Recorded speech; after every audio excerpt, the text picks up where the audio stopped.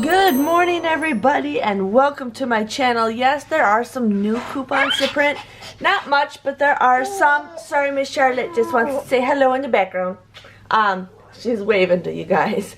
But here are some new coupons to print. And I tell you guys this, to print your coupons from Swag Bucks and to print your coupons from My Points. You guys get points for every coupon that you print.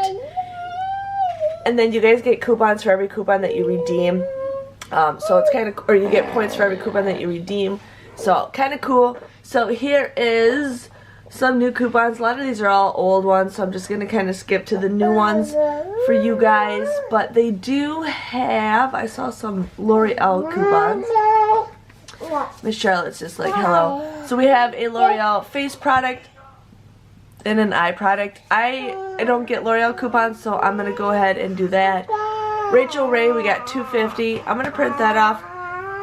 Thank you, Charlotte. I'm going to print that off because just in case there's a deal. Gum, $1. Here is a $2 off Walgreens. We got $1 off Garnier. It's not a good coupon, but I'm going to print that off because there could be a deal.